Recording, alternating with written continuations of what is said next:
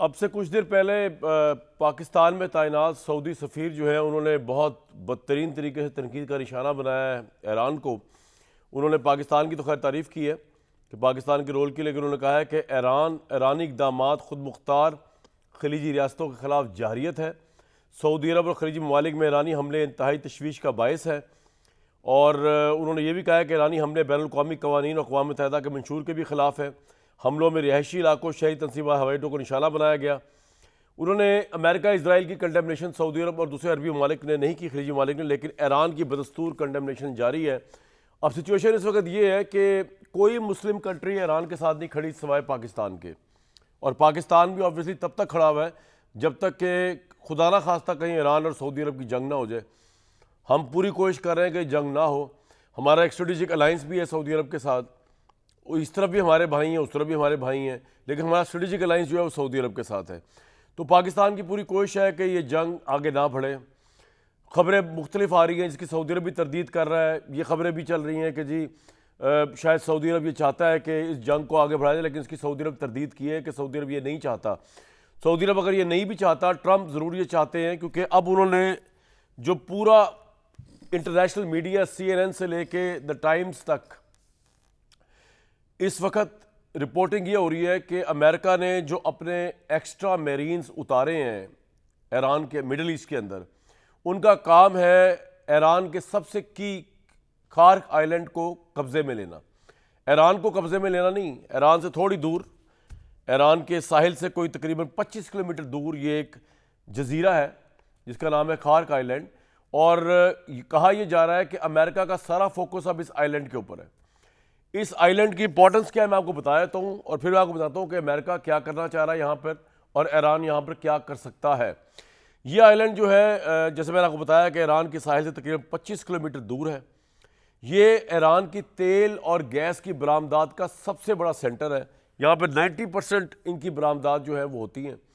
ये ईरान को gas pipeline, ये ज़ेर ज़मीन पाइपलाइन से जोड़ता है, ऑयल और गैस की। ईरान से लेके कार्क आइलैंड तक ज़ेर ज़मीन समुंदर में पाइपलाइंस है, जहाँ से ईरानियन गैस और ईरानियन तेल निकल कर पाइपलाइन के ज़रिए इस कार्क आइलैंड में जाता है, और कार्क आइलैंड के से यहाँ पे पूरी दुनिया में जाता है। यहाँ पे बड़े बड़े जहाज़ जो है वो डॉक होते हैं, क्योंकि ये हैवी वाटर्स के अंदर जगह है। ये छोटा जजीरा है, इसकी लंबाई तकरीबन 8 किलोमीटर है। यहाँ तकरीबन 8,000 लोग रिहाइश पजीर हैं। ज़्यादातर वही लोग हैं जो ऑयल और गैस से वाबस्ता है। ईरान के खाम तेल की बरामदात का 90% हिस्सा जजीरे के जरिए हैंडल किया था। ये ईरान की इकनॉमिक लाइफ लाइन है एक्चुअली, अगर देखा जाए तो। इस जजीरे के ऊपर अटैक करने का मतलब ये है कि ईरान को बिल्कुल क्रिपल कर दिया जाए। इस आइलैंड के अंदर खाम तेल ज़ख़ीरा करने के कुछ 40 टैंक्स हैं जिनमें 2 करोड़ बैरल से ज़्यादा तेल रखा जाता है। ये इसकी इंपॉर्टेंस है। और ईरान के तेल का सबसे बड़ा ये ऑफशोर अबू ज़र ऑयल गैस कॉम्प्लेक्स भी यहीं पे ही है। खलीज फारिस में ईरानी तेल की ज़्यादातर पैदावार इसी ऑयल फील्ड से होती है, और इसी खार्क में खाम तेल को मियार जानते हैं कि लेबॉर्ट्री भी कायम है। इसकी बहुत ज़्यादा ईरान ने ऑब्वियसली वो की हुई है सिक्योरिटी, लेकिन अब अमेरिका जो है उसने अपने भेजे हैं 82nd एयरबोर्न के सोल्जर्स, मेरीन्स। इसके अलावा अमेरिका ने USS ट्रिपोली असॉल्ट शिप भेजी है जिसमें 2200 ट्रूप्स है। इनका काम भी यही लग रहा है खार्क आइलैंड पर अटैक करना। इसके अलावा USS न्यू ऑरलिन्स की docking ship, F-35B lightning II stealth fighters, MV-22B Ospreys डिस्प्रेस जेट्स, ये सब अमेरिका जो है खार्क आइलैंड की तरफ भेज रहा है। और लग ये रहा है कि अगली जंग जो है इस आइलैंड पे होगी। दूसरी तरफ ईरान जो है उसने अपनी anti personal anti armour mines वहाँ पे बिछा दी हैं। वहाँ पर उसने अपनी आर्म्ड पर्सनल्स की कैपेसिटी को बढ़ा दिया। आपके सामने ये मवाजना भी चल रहा है ईरान और अमेरिका का। इसके अलावा ईरान ने वहाँ पर missile personal, shoulder fired surface to air guided missile system जो है वो भी रख दिए, स्टेशन कर दिए। उनका नाम है मैन पैड्स। इसके अलावा वहाँ पर मिलिट्री पर्सनल एयर डिफेंस को इन्हेंस किया है। जंग जो है अब लग ये रहा है कि मेन स्ट्रीम ईरान के साथ साथ खार्क आइलैंड तक पहुँच गई है। किस हद तक अमेरिका के ट्रूपर्स जब खार्क आइलैंड पे उतरेंगे या शिप्स के जरिए अटैक करने की कोशिश करेंगे, जब वो ईरान के मिसाइल्स की जद में आएंगे, किस हद तक अमेरिका के लिए ये चैलेंजिंग है, किस हद तक ईरान के लिए इसको डिफेंड करना इंपॉर्टेंट है। इन तमाम चीज़ों पे बात करते हैं आज, क्योंकि पीस तो नज़र नहीं आ रहा ईरान और अमेरिका के दरमियान होना। अमेरिका की पीस डील को ईरान ने उठा के बाहर फेंक दिया है, और ईरान ने जो 5 से 6 नुक्ते दिए हैं वो भी अमेरिका के लिए काबिल कबूल नहीं है। मेरे साथ सैयद मोहम्मद अली साहब, जावेद चौधरी साहब, इरशाद भट्टी साहब मौजूद हैं। इनसे जानने की कोशिश कर लेते हैं कि अगली जंग जो है, जो कंटिन्यू हो रही है, वो अब ऑयल के सबसे बड़े ज़ख़ीरे, जहाँ पे सबसे बड़ी डिस्ट्रीब्यूशन होती है ऑयल की, वहाँ जा रही है, और उसमें किसका पल्ला भारी होता हुआ नज़र आ रहा है, किसका कमज़ोर। सबसे पहले मोहम्मद अली साहब, व्हाट्स योर टेक सर? ये जो अमेरिका ने अपनी मेरीन्स भेज दी है वहाँ पर, अमेरिका जो अपनी शिप्स भेज रहा है, वेसल्स भेज रहा है, आपको भी ये लगता है जो पूरी दुनिया को लग रहा है, पूरी दुनिया के बैनुल अक़वामी क्रेडिबल जरीदे, चाहे वो टाइम्स हो, ख्वाह वो CNN हो, उनका एनालिसिस यही है कि अमेरिका खार्ग आइलैंड, जो कि इकोनॉमिक लाइफ लाइन है, ईरान की उस पर अटैक करेगा? शुक्रिया कमरान साहब। देखिए, सबसे पहले तो मैं रिकॉग्नाइज़ करना चाहता हूँ कि ईरान की फ़ौज, क़यादत और जो उनकी कौम है, उसने जितनी ज़्यादा बहादुरी और जुर्रत का मुकाबला किया है, इंसानी तारीख़ की सबसे बड़ी फ़ौजी ताकत और ख़ित्ते की सबसे बड़ी फ़ौजी ताकत, उन दोनों के बैक वक्त हमलों के ख़िलाफ़, मैं समझता हूँ कि पिछले 100-150 साल में शायद इसकी कोई मिसाल नहीं मिलती। ठीक है। अलबत्ता मैं ये कहना चाहता हूँ कि अब इस वक्त जो टॉक्स में पाकिस्तान एक की रोल प्ले कर रहा है, वो इंतहाई क्रिटिकल और डिसाइसिव होगा, फैसला कुन होगा तारीख़ के लिए। और जो खाका आपने अभी खींचा है, जिसकी वजह से ये पूरा खित्ता और दुनिया जंग के जिस दहाने पे खड़ी है, उससे बचने के लिए मैं अब जुर्रत के साथ साथ अपने ईरानी भाइयों से दानिशमंदी और हिकमत की भी अपील करता हूँ कि वो इस वक्त से फ़ायदा उठाएं अब, और जो भी उनको इस प्रोसेस के दौरान मौक़े मैसर आते हैं अपने कंसर्न्स को एक्सप्रेस करने के, अपनी डिमांड्स को रखने के लिए, लेकिन इस मौके से फ़ायदा उठा के अमन की तरफ आगे बढ़ें, ताकि उनका मुल्क, उनकी आवाम मज़ीद तबाही से बच सके। दूसरी बात ये कि अमेरिका का जो मिजाज और तारीख़ और कल्चर है, उसके मुताबिक वो इसी तरह निगोशिएट करते हैं। आपको याद होगा कि आपके प्रोग्राम पे मैंने ओमान के मुज़ाकरात के दौरान कहा था कि ये जंग की तैयारी जारी है ऑलरेडी, और जंग होगी, और मैं बदकिस्मती से सही साबित हुआ। अभी भी सिचुएशन ऐसी है कि अमेरिका ने अपनी जो पहले 3 हफ्ते की गलतियां हैं उनका अंदाजा भी कर लिया है और उनको रेक्टिफाई भी। लेकिन मोहम्मद अली साहब, मैं असल में अटक गया वहीं पर जो आपने कहा ना कि दानिशमंदी से ईरानियन अब फ़ायदा उठाएं, मौके से फ़ायदा उठाएं और डील ले लें। सर, वो डील जो 15 नुकाती अमेरिका ने भेजी है, आपको लगता है ईरान, आप वो कह रहे हैं कि वो एक्सेप्ट कर लें? ईरान किस तरह एक्सेप्ट करे? वो तो बिल्कुल ही टोटल सरेंडर नहीं है। या आप कह रहे हैं कि इस वक्त ईरान के पास और कोई चॉइस ही नहीं है सिवाय इसके कि अमेरिका की दी हुई डील एक्सेप्ट कर ले?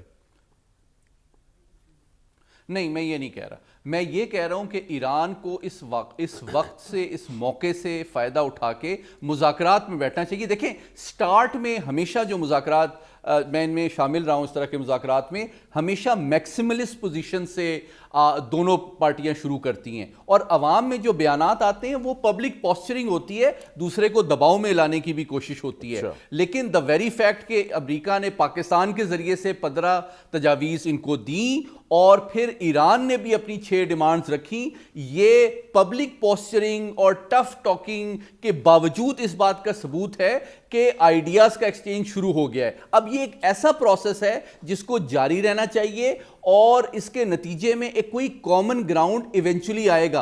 दूसरी बात मैं ये बताना चाहता हूं, देखें, ईरान की कौम का मिजाज जरा मुख्तलिफ है। JCPOA जो है, joint comprehensive plan of action, जिसको उर्फ आम में ईरान न्यूक्लियर डील कहा जाता है, उसमें 12 साल लगे थे अमेरिका को निगोशिएट करने में। तो ईरान को कोई जल्दी नहीं है, वो तो यही मौजूद है, जल्दी अमेरिका को है। और मैं समझता हूं इसमें हमें अमेरिका को भी समझाना चाहिए कि अगर आप वाकई, तो मोहम्मद अली भाई, फिर मुज़ाकरात में बैठना या एग्रीमेंट करना तो अमेरिका की ज्यादा बड़ी मजबूरी है कि ईरान की भी उतनी इक्वली बड़ी मजबूरी है?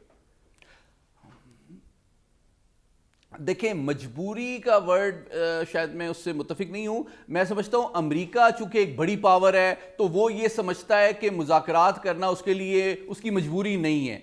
लेकिन और ये मजबूरी ना समझना दोनों जानिब से बहुत डिस्टेबलाइजिंग हो सकता है, क्योंकि ईरान ने भी 25 दिन में जिस बहादुरी का मुजाहरा किया है उसकी वजह से शायद उनको भी ये गलतफहमी हो गई है कि हम शायद मजीद तकलीफ और तबाही को बर्दाश्त कर सकते हैं। बहुत इंपॉर्टेंट पॉइंट मैं अभी ये बताने लगा हूं कि देखिए, अभी तक ईरान ने सिर्फ ऑयल की तरसील और डिस्ट्रीब्यूशन के निज़ाम पे असरअंदाज हुआ है, लेकिन अगर ये जंग मजीद एस्केलेट करती है और ईरान की ऑयल की प्रोडक्शन की फैसिलिटी को कोई फैसला कुन नुकसान पहुंचता है, तो इससे उनकी मईशत और अवाम जो है रिकवर नहीं कर सकेगी। और दूसरी जानिब अरब ममालिक को भी ये खतरा है। और मैं आपको ये खबर दे रहा हूं कि अरब ममालिक पाकिस्तान की रिक्वेस्ट के ऊपर अभी तक इस जंग में शामिल नहीं हुए हैं। अच्छा। वो उनके ऊपर भी पब्लिक में बहुत ज्यादा प्रेशर है कि जनाब आप इतने सब्र ज़ब्त का क्यों मुजाहिरा कर रहे हैं, जबकि रोजाना ईरान जो है वो ड्रोन और मिसाइल मार रहा है।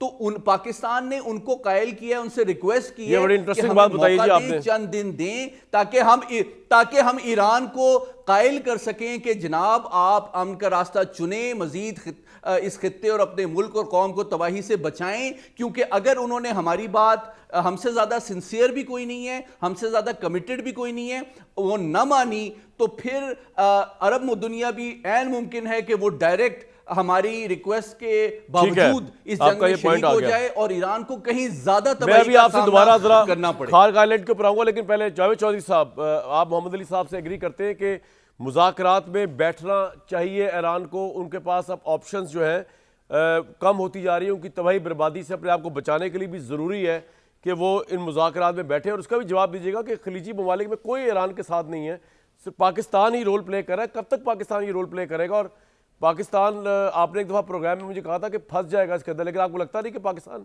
फंसे बगैर एक अच्छा रोल प्ले कर रहा है? चौधरी साहब देखिए, दो चीज़ें या तीन सवाल हैं आपके इस सारे जो गुफ्तगू है उसके अंदर। पहली बात तो ये है कि इस वक्त 3 स्टेक होल्डर्स हैं इस सारी जंग के, ईरान के अलावा। इसके अंदर एक अमेरिका है जो ज़ाहिर है दुनिया के तमाम जो तेल के ज़खायर है उसके ऊपर कब्ज़ा करना चाहता है। वेनेज़ुएला के ऊपर उसने कब्ज़ा इसलिए किया था कि दुनिया में सबसे ज़्यादा तेल उसके पास है। उसके बाद ईरान इसलिए आया कि यहाँ पे ईरान नंबर 2 है रिजर्वायर्स में, और साथ ही गैस के, दोनों गैस में भी नंबर 2 है और आयल में भी नंबर 2 है। अमेरिका चाहता है कि पूरी दुनिया के अंदर जहाँ जहाँ आयल है, जहाँ जहाँ गैस है, उसके ऊपर कंट्रोल अमेरिका को होना चाहिए ताकि चाइना को डिप्राइव किया जा सके और चाइना जो है उसको एक बूंद भी तेल की ना दी जाए ताकि वो चाइना को दीवार के साथ लगा सके। तो अमेरिका जो है एक स्टेक होल्डर है, वो इस जंग के अंदर आया, वो तेल के ऊपर कब्ज़ा करना चाहता है। हर सूरत वो तेल के ऊपर कब्ज़े करने के बगैर यहाँ से वापस नहीं जाएगा। ईरान के पास 2 ऑप्शन होंगे, या वो फोर्सफुली अमेरिका आगे बढ़ेगा और कब्ज़ा कर लेगा तमाम उन इलाकों पे जहाँ से तेल निकल रहा है और गैस निकल रही है, और दूसरा ऑप्शन ये है जो वेनेज़ुएला के अंदर हुआ कि अमेरिकन कंपनीज़ यहाँ पे आके बैठेंगी, ईरान के साथ एक एग्रीमेंट होगा, उस एग्रीमेंट में बेनिफिशरी जो होंगी वो ईरान भी होगा और अमेरिकन कंपनीज़ भी होंगी। ये एक सोल्यूशन अमेरिका के पास है, वो प्रेशराइज़ करके ईरान को उस चीज़ पे लाना चाहता है। और मेरी इंफॉर्मेशन ये है कि ईरान इसके लिए थोड़ा सा नीम रजामंद भी हुआ है। जो बार बार डोनाल्ड ट्रंप ये कह रहे हैं मुझे तोहफ़ा मिल गया है, वो तोहफ़ा यही है कि एक एग्रीमेंट जो है उसके लिए ईरान तैयार है कि ठीक है जी आप अपनी कंपनीज दे दें, हम एग्रीमेंट करते हैं और आप पाबंदियाँ उठाएं तेल से, हम भी बेनिफिट लेंगे और आप भी बेनिफिट लेंगे। एक तो अमेरिका स्टेक होल्डर है। दूसरा जो है ना, आपने हुर्मुज़ से जिन लोगों के जहाज़ गुजरते हैं जिनको तेल मिलता है, वो उसके अंदर वेस्टर्न और नेटो मुल्क भी शामिल हैं, क्योंकि जब ये गैस नहीं उनको मिलेगी या तेल नहीं मिलेगा और जब उसकी प्राइस ज़्यादा हो जाएगी तो ये सबसे ज़्यादा मुतासर होंगे। यूरोपियन जो इस वक्त मुतासर हो रहे हैं, इसके साथ साथ जापान होगा, चाइना होगा, इंडिया होगा बहुत ज़्यादा मुतासर। और तीसरा जो फ्रीक है वो मिडल ईस्ट है, जिन्होंने ज़ाहिर तेल बेचना है, गैस बेचनी है तो उनकी इकॉनमी चलेगी, उसके बगैर उनकी इकॉनमी नहीं चल सकती। दूसरा, ईरान रोज़ाना वहाँ पे ड्रोन भेज रहा है, वहाँ पे मिसाइल भेज रहा है। इस वक्त ये तीनों पावर डिवाइडेड है। अमेरिका एक साइड पे है और उसको नेटो जो है ये यूरोप सपोर्ट नहीं कर रहा, और जो मिडल ईस्ट है, मैं मोहम्मद अली साहब की बात से इत्तफाक करता हूँ कि पाकिस्तान ने दरम्यान में बहुत अच्छी सफारतकारी की है। उन्होंने अरबों को रोका हुआ है कि आपने अटैक नहीं करना, जिस दिन आपने अटैक किया उस दिन इसराइल खामोश होकर साइड पे बैठ जाएगा, अमेरिका भी साइड पे बैठ जाएगा, हम मुसलमान उम्मा लड़ के तबाह हो जाएंगे। तो ये पाकिस्तान की जो पहली सफारतकारी का जो पहलू था वो ये था कि अरबों को रोका जाए कि आपने जंग में शरीक नहीं होना। तो वो भी एक साइड पे बैठ के इंतज़ार कर रहे हैं। अगर अब ईरान नहीं मानता और ये ज़िद पे कायम रहता है, क्योंकि ये बहुत बड़ा मौका है ईरान के पास कि वो एक फेस सेविंग दे के अमेरिका को और बाकी पावर्स को फेस सेविंग दे के अपनी जान बचाए। और अब अगर ईरान नहीं मानता तो ये तीनों इकट्ठे हो जाएंगे, और अगर ये तीनों इकट्ठे हो गए तो फिर ईरान के लिए बिल्कुल आप सांस लेना भी मुश्किल हो जाएगा। तो ईरान क्या करे? होती है वैसे चॉइस victory, ऑफ ईरान उसको क्या कहते करे? हैं, मान ले मुज़ाकरात पे बैठ, मेरा ख्याल है उसको मुज़ाकरात करने चाहिए, उसको मुज़ाकरात करना। और दूसरा ये है कि मुज़ाकरात हो रहे हैं इस वक्त, ये ज़हन में रखें, उसमें कामरा साहब मुज़ाकरात हो रहे अच्छा, आप ये हैं, भी कह रहे हैं कि पाकिस्तान हो के रहे हैं। जरिए हो रहे हैं। 15 शायद अमेरिका ने, बिल्कुल 100% हो रहे हैं सर, उसके अंदर डाउट ही कोई नहीं है। होता है ना कोई डाउट हो, और ये न्यूज़ है जो मैं आपको दे रहा हूँ कि ये डायलॉग प्रॉपर हो रहे हैं इस वक्त। और 15 उन्होंने उस साइड से अमेरिका से आए, और जो उनके मुतालबात थे वो चले गए ईरान से 6 मुतालबात आए और वो अमेरिका चले गए। ड्रामेबाजी है अब उसके ऊपर negotiation चल रही है। जो ईरान ने कहा है कि हम तो मानते नहीं आपके 15 मुतालबात, ये सब ड्रामेबाजी है। सर देखें, ईरान के अंदर डिवाइडेड है ये ओपिनियन। एक तो 2 लोग हैं जो बहुत ज़्यादा सेंसिबल हैं और उन्होंने ये डायलॉग स्टार्ट किए हैं, और दोनों में एक तो अब्बास अराक्ची साहब हैं जो सेंसिबल आदमी हैं और उसने ये डायलॉग खुद स्टार्ट किए हैं, और साथ कलीबाफ साहब जो उनके स्पीकर हैं, इन दोनों ने ये डायलॉग स्टार्ट किए हुए हैं। और इसीलिए आपने खबर सुनी होगी, और ये इस्राएली मीडिया ने दी कि 2 लोग जो उनके ऊपर अटैक 5 दिन नहीं होगा। इसके अंदर अब्बास अराक्ची साहब है, क्योंकि 350 लोगों की फहरिस्त है जो जिनको हिट करना है इसराइल ने, और उसका इसराइल का ख्याल ये है कि ये 350 लोग अगर चले जाएं ईरान से तो उसके बाद हर चीज़ जो है कंट्रोल में आ जाएगी। तो उसमें अब्बास अराक्ची साहब का भी नाम शामिल है, कलीबाफ साहब का भी नाम शामिल है। तो उनको 5 दिन के लिए इसीलिए उन्होंने बकौल उनके कि इनके ऊपर अटैक नहीं होगा मोहलत दी है कि ये डायलॉग कर रहे हैं। तो ये डायलॉग के अंदर ईरान इंगेज है। दूसरा जो उनका पहलू है वो उनका अस्करी है, पासदारान है। वो बयानात अलबत्ता दे रहे हैं कि जी हमें कोई डायलॉग नहीं करना, हमने गुफ्तगू नहीं करनी, हमने सिर्फ जंग लड़नी है। बिल्कुल चॉइस साहब, आपने बड़ी हैरानकुन बात बताई। मेरा ख्याल है ईरान अगर इसकी जी और अगर ईरान इस ऑप्शन को रिजेक्ट कर देता है तो बहुत बड़ी गलती करेगा, और एक ऐसी गलती करेगा जिसमें पूरी मुस्लिम उम्मत तबाह होगी। उसके अंदर ये नहीं है कि सिर्फ ईरान तबाह होगा, क्योंकि ईरान पूरे गल्फ को तबाह कर देगा, और अगर गल्फ तबाह हो गया और इस साइड पे ईरान तबाह हो गया तो ये मुस्लिम उम्मा का नुकसान है। और यहाँ पे अमेरिकन आके बैठ जाएंगे, क्योंकि यहाँ से तेल है, वो गल्फ के ऊपर भी बैठ जाएंगे, आके ईरान के ऊपर भी बैठ जाएंगे, उनको फ्री तेल मिलेगा, उनका क्या जाता है। लेकिन मुस्लिम उम्मा जो है ना वो बहुत ज़्यादा सफ़र करेगी, और उससे दोबारा यहाँ तक आने के लिए हो सकता है 100 साल लग जाए। चॉइस साहब, आपने बड़ी इंटरेस्टिंग गुफ्तगू की है। वैसे तो मैं सिर्फ आपकी एक बात, बाकी बातें तो मैं पूछता हूँ बाकी लोगों से, लेकिन एक बात में सिर्फ मैंने तजिया छोटा सा करूँगा। अमेरिका तो ऑलरेडी मिडिल ईस्ट के अंदर बैठा हुआ ही है, सिर्फ इजराइल की बात नहीं हो रही, बाकी की जो गल्फ कंट्रीज़ के अंदर उनके अड्डे हैं वो उनके थ्रू भी बैठा हुई है।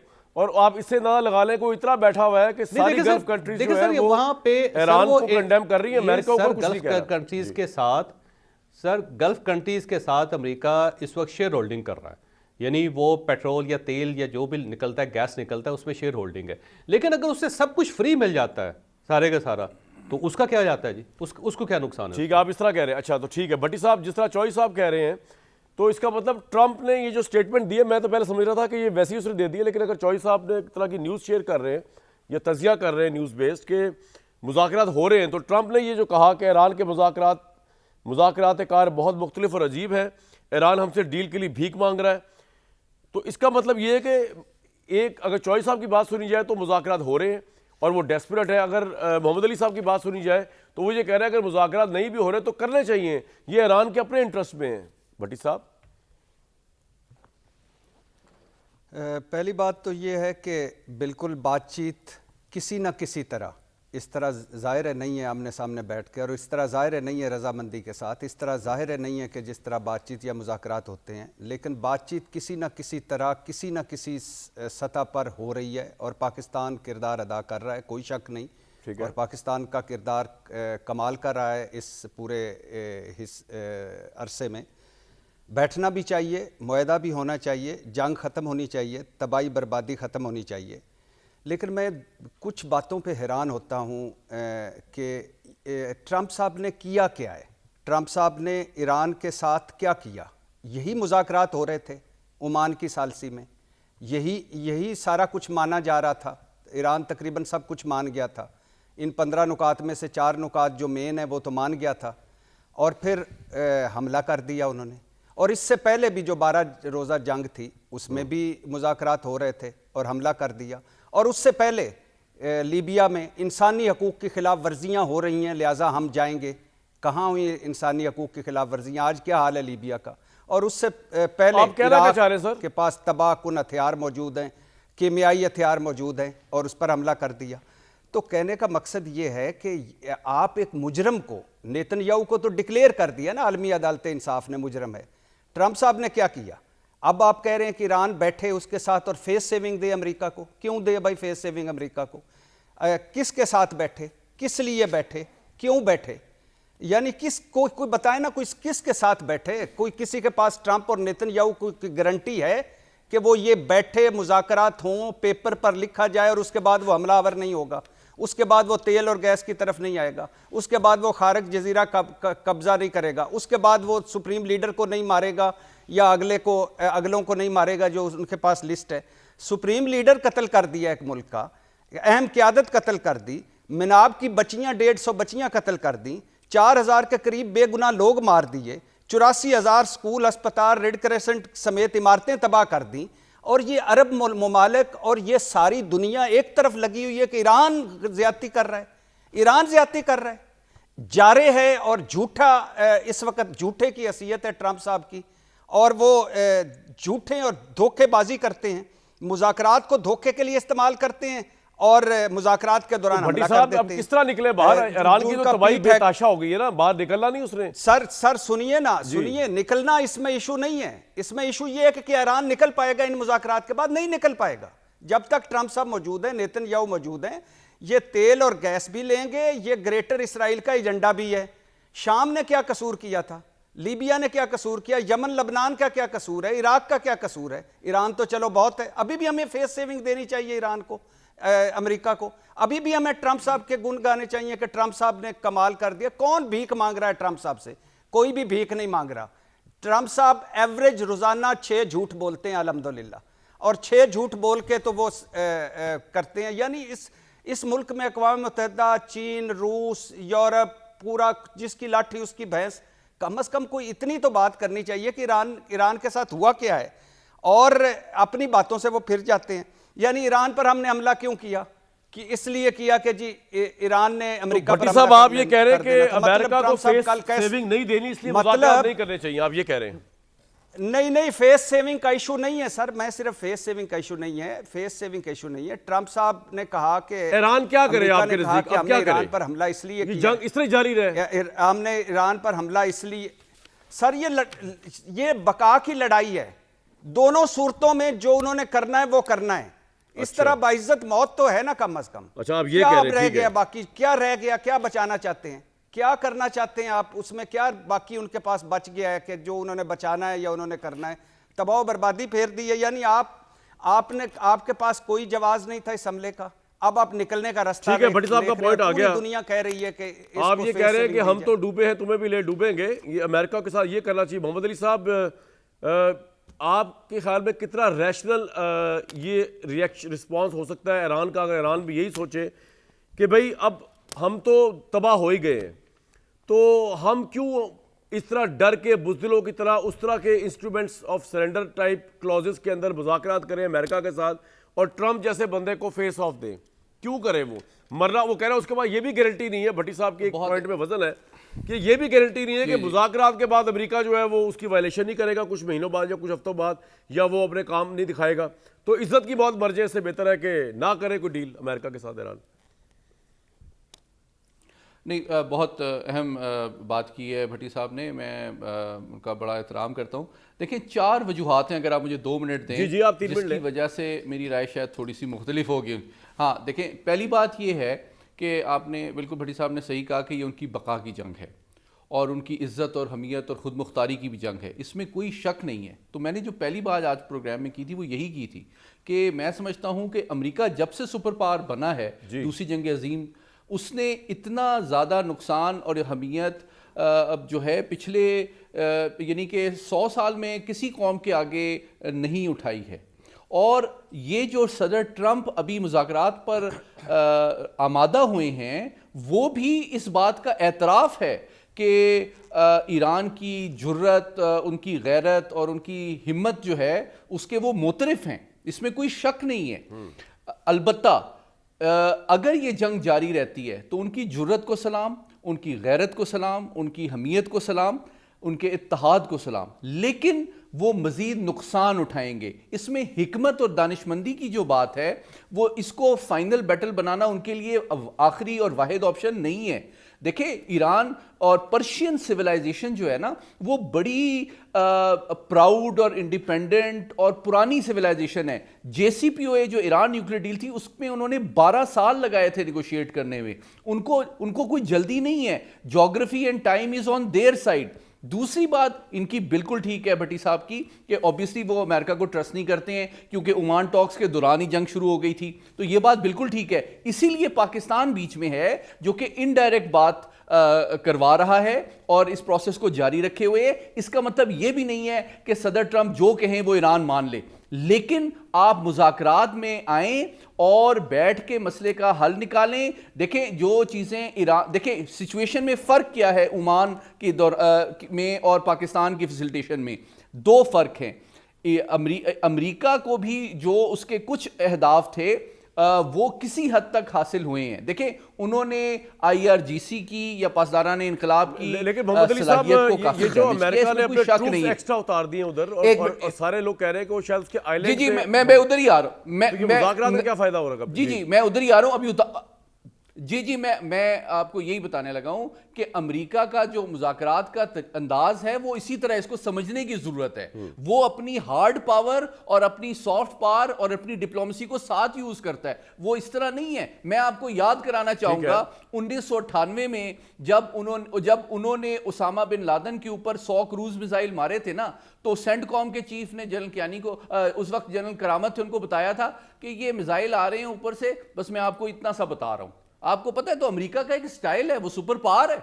अगर आपने उनसे लड़ना है तो लड़ें। आप शहादत का आपको शौक है, बिल्कुल ठीक है, लेकिन देखें, एक रियासत के चलाने वालों को इनफरादी जुर्रत और जज्बात से बालातर होकर कौमी मफाद में सोचना चाहिए। और दूसरी बात, सबसे इंपॉर्टेंट बात कामरान साहब, देखें, अगर ये शहीद हो जाते हैं और ये तारीख में इनका नाम रहेगा, इसमें कोई शक नहीं है, लेकिन क्या इस शहादत के बाद और ईरान की तबाही के बाद क्या ग्रेटर इसराइल का जो मंसूबा है इसराइल का, वो ज़्यादा आसानी से तय होगा उस जानिब, या ज़्यादा मुश्किल हो जाएगा? मेरे ख्याल में अगर ये ईरान तबाह हो जाता है और मुस्लिम दुनिया आपस में गुत्थम गुत्था हो जाती है, तो यूं हाथ बांध के नेतन्याहू साहब इंतजार करेंगे ये जंग जब खत्म हो, मुसलमान तबाह हो जाएं, तो वो क्लीन वॉक ओवर उनको मिल जाएगा और उनको सिफारती दिफाई सतह पे कोई चैलेंज करने वाला नहीं रहेगा। तो अपनी पावर को बचाएं, आप कह रहे हैं कि पावर को जाया ना करें उस वक्त के लिए।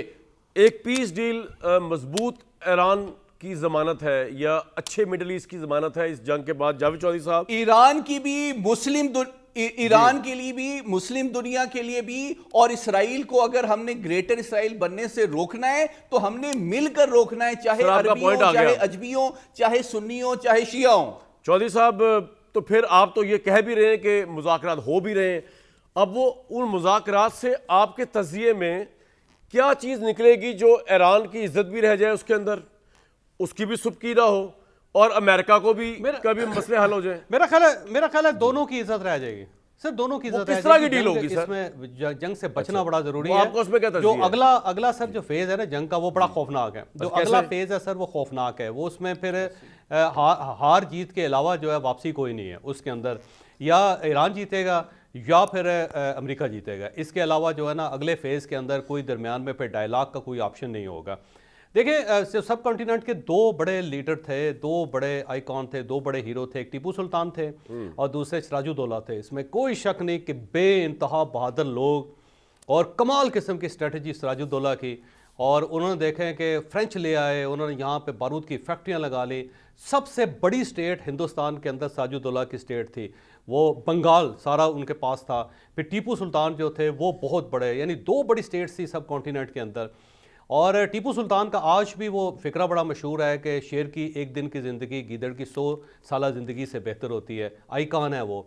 लेकिन उस जंग के अंदर क्या हुआ? उस जंग के अंदर ये हुआ कि टीपू सुल्तान शहीद हो गए, इसमें कोई शक नहीं। एक फ़िक्रा उनका जो याद रखा जाता है और हो सकता है क़यामत तक याद रखा जाए। लेकिन जो उनकी स्टेट थी सारी की सारी ख़त्म हो गई, वो ख़त्म हो गई सर। सिराजुद्दौला सबसे बड़ी स्टेट हिंदुस्तान की जिसका ख़जाना बरतानिया के ख़जाने से बड़ा था, जिसके पास सबसे बड़ी फ़ौज थी, वो इसी ज़िद की वजह से कि जनाब हम तो आखिरी वक्त तक लड़ेंगे और खून का आखिरी कतरा तक जो होगा हम बहाएंगे और अपने वतन की हिफाजत करेंगे, उन्होंने नेगोशिएट नहीं किया, इनकार किया, और उसके बाद क्या हुआ कि वो स्टेट ख़त्म हो गई। सर सिर्फ वो स्टेट ख़त्म नहीं, हिंदुस्तान के ऊपर फिर अंग्रेज़ का कब्जा भी हो गया। फिर उसके बाद मुगल सल्तनत भी गई।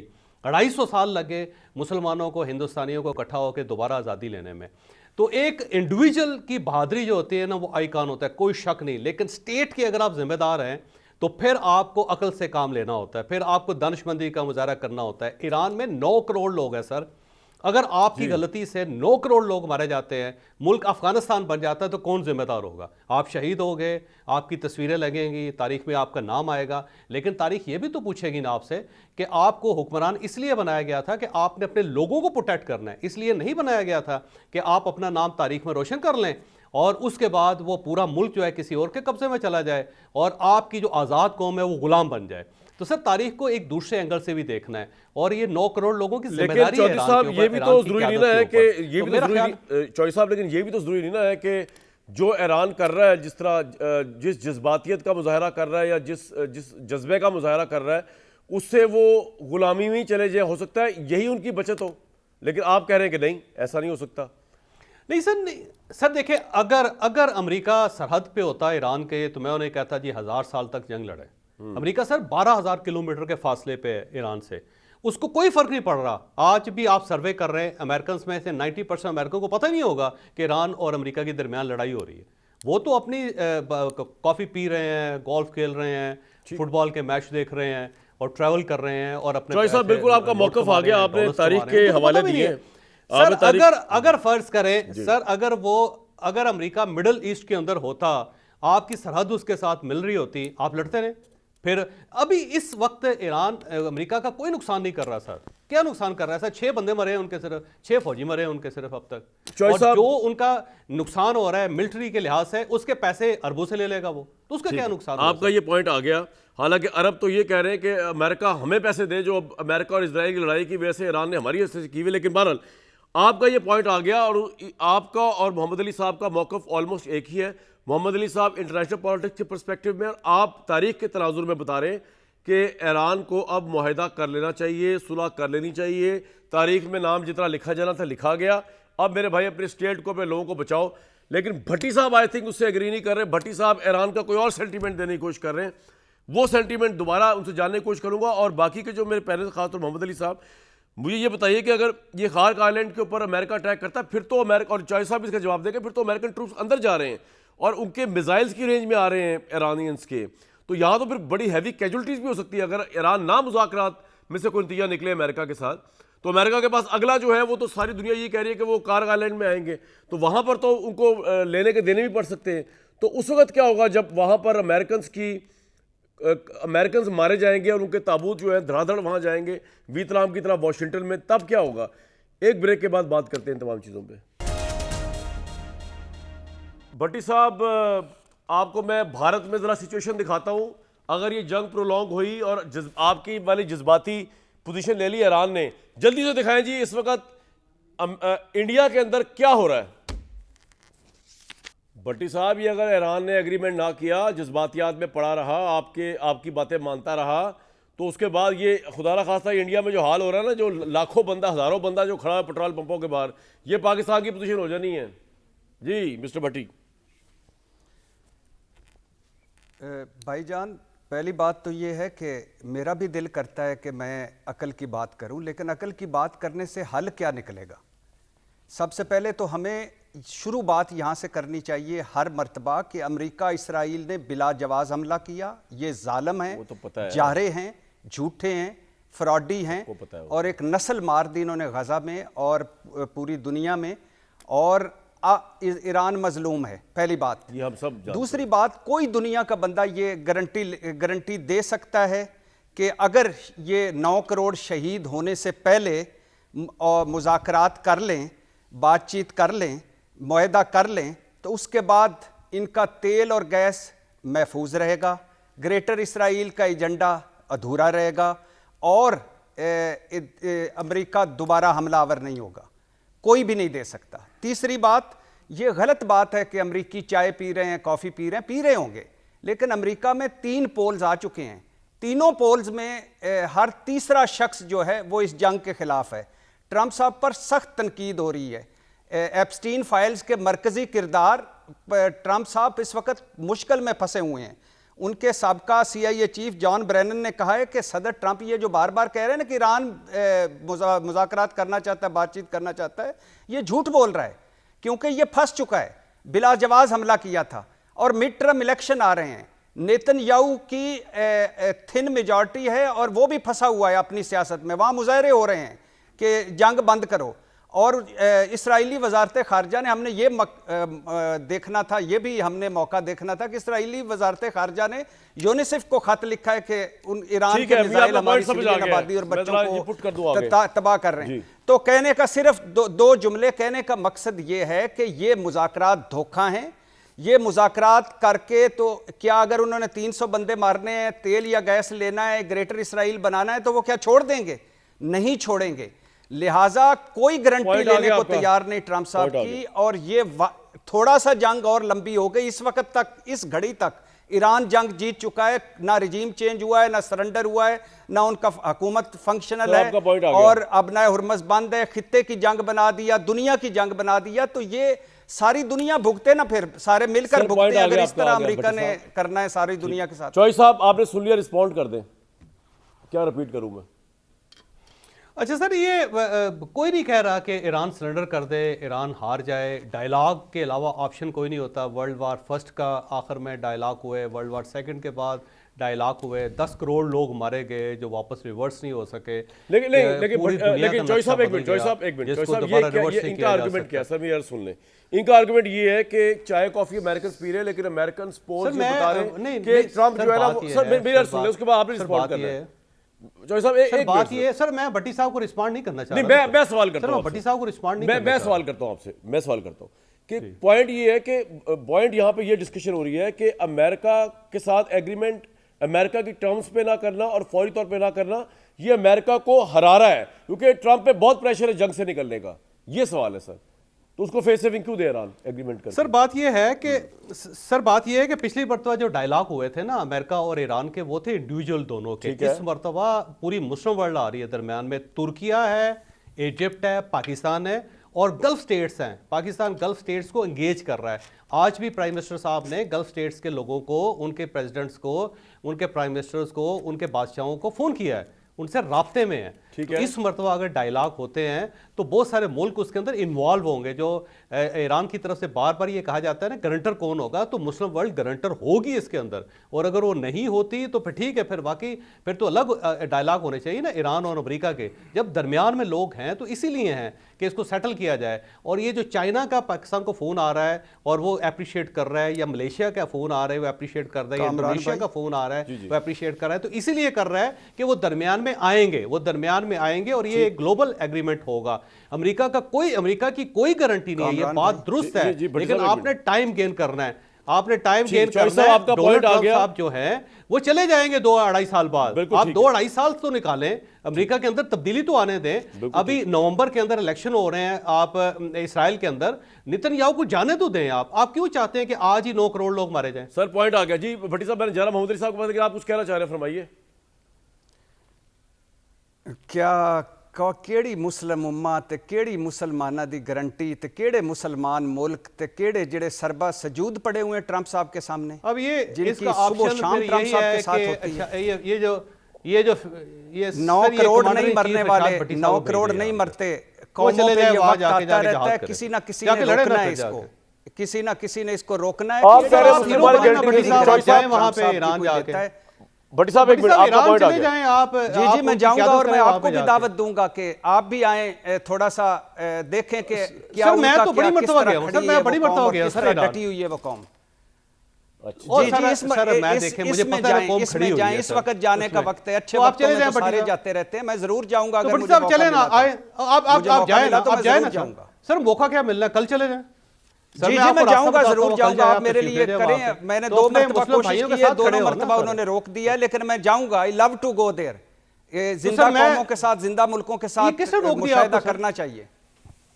किसने रोक दिया? ये जो मैं मुशाहिदा आप इस्लामाबाद कर रहे हैं ना, दोबारा वहाँ जाके कल तेहरान परसों जाके मुझे करेंगे। भिजवा दीजिए, मैं जाने को तैयार हूं।